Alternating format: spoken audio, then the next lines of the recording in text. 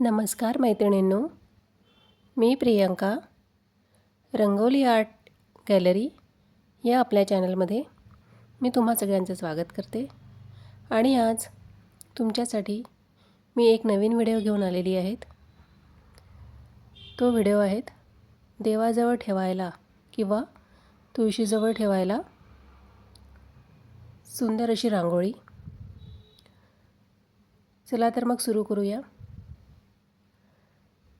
माझ्याकडे मी एक स्वामी समर्थाची पाटी रेडीमेड विकत घेतली शॉपमधून आणि ती देवाजवळ मी नेहमी ठेवत असते।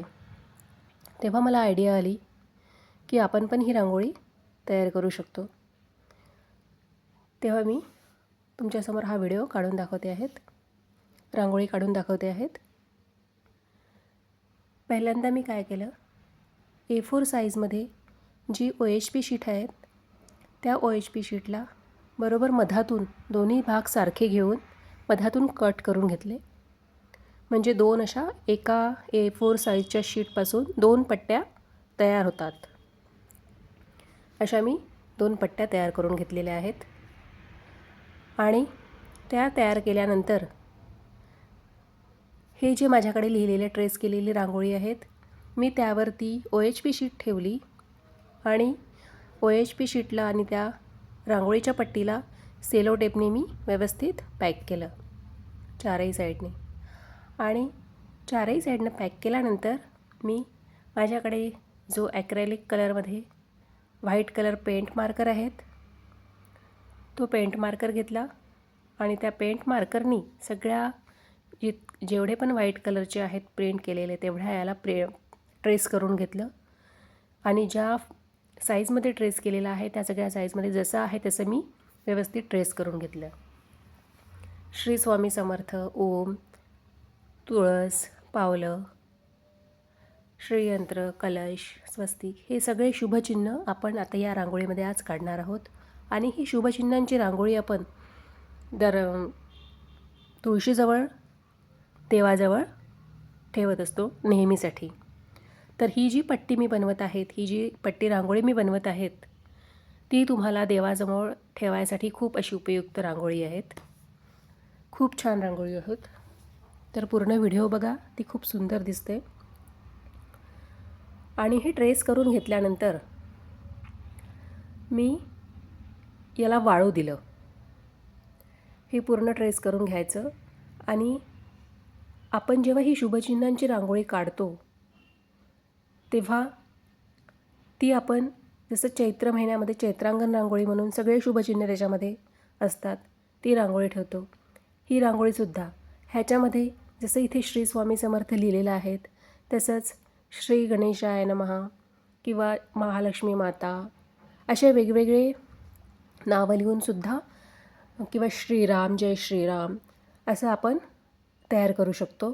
तर मी ही श्री स्वामी समर्थाची पाटी तयार केलेली आहे, पाटी रांगोळी खूप सुंदर ही आहेत। पूर्ण व्हिडिओ नक्की बघा। बघा, हे ट्रेस करून घ्यायचं, पूर्ण व्यवस्थित ट्रेस केल्यानंतर आपण तिला काढून घ्यायचं। ती सेलोटेप जी लावली आहे ती काढून घ्यायची आणि छान वाळवायला ठेवायचं। वाळवायला ठेवल्यानंतर आपल्याला याला जसं पावलांमध्ये रेड कलर आहेत आणि दुसऱ्या पावलांमध्ये येल्लो कलर आहेत, तर रेड कलर आणि येल्लो कलर हा आपल्याला पावलामध्ये टाकायचा आहे। तर त्याच्यासाठी सुद्धा ॲक्रेलिक कलरमध्ये पेंट मार्कर माझ्याकडे आहेत, वेगवेगळ्या कलरमध्ये आहेत। ते मी इथे रेड आणि येल्लोचा यूज केलेला आहे लक्ष्मीच्या पावलांमध्ये। आणि स्वस्तिक जेव्हा काढतो तर स्वस्तिकमध्ये देखील आपण डॉट्स देतो। स्वस्तिकच्यामध्ये डॉट्स असतात, येल्लो कलरचे आणि रेड कलरचे मी दोन दोन डॉट्स दिलेले आहेत। कॉर्नरला दोन रेड, कॉर्नरला येल्लो असे दिलेले आहेत। ही जी मार्कर पेन आहेत ॲक्रेलिक कलरमध्ये, ही पेंट मार्कर जे आहेत रेड आणि येल्लो असे तुम्हाला वेगवेगळ्या कलरचे मार्केटमध्ये मिळून जातील, तेव्हा तुम्ही ते घेऊ शकता आणि त्यापासून वेगवेगळ्या रांगोळीसुद्धा तयार करू शकता। बघा, मी इथे रेड कलर घेतलेला आहे आणि इकडे येल्लो कलर घेतलेला आहे। दोन्ही कलर घेतल्यानंतर त्या कलरला व्यवस्थित वाळवायला ठेवायचं, जेणेकरून ते इकडे तिकडे पसरणार नाही। वाळवल्यानंतर बघा काय करायचं आहे, मग आपल्याला foam sheet, glitter foam sheet माझ्याकडे आहेत. A4 साईजमध्येच आहेत ती पण.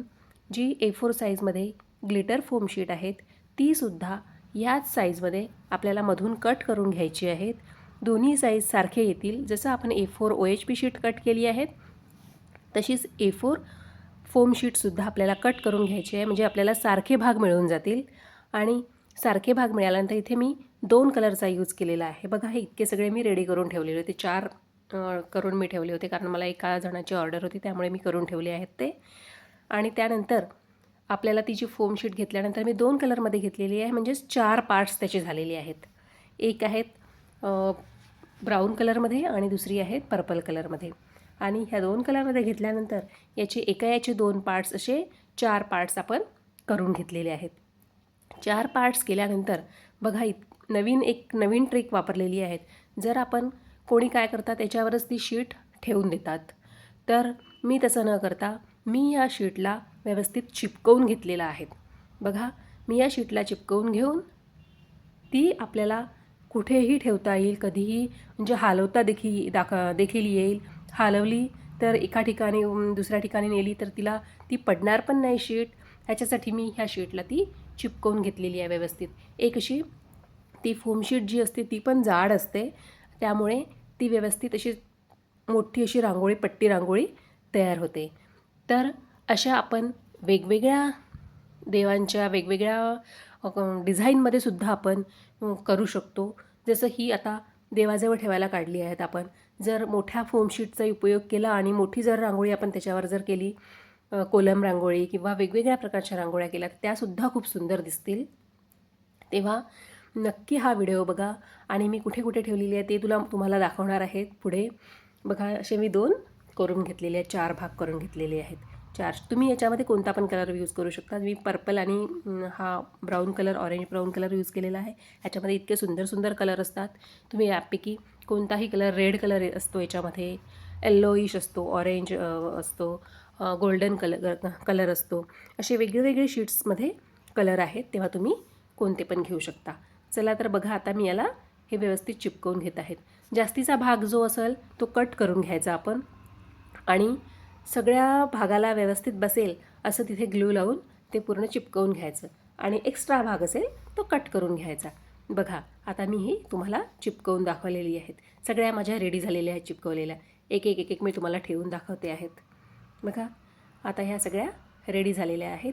तुम्ही या देवाजवळ ठेवायला, तुळशीजवळ ठेवायला, दरवाजामध्ये ठेवायला, कुठे पण तुम्हाला जिथे पूजेच्या ठिकाणी ठेवायला, तुम्हाला जिथे वाटेल तिथे ठेवायला ही रांगोळी आपली रेडी झालेली आहे.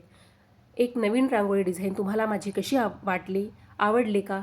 जर आवडली असेल, तुम्हाला जर ही रांगोळी शिकायची असेल, कशाने मी चिपकवलं हे सुद्धा शिकायचं असेल, तर तुम्ही मला व्हिडिओला कॉमेंट करा. मी तुम्हाला सगळं डिटेल सांगेल, किंवा नवीन व्हिडिओ पण घेऊन येईल परत एखादा. बघा, मी हे 4 करून ठेवलेले आहेत असे. आता मी माझ्या तुळशीजवळ देखील काढलेली आहेत.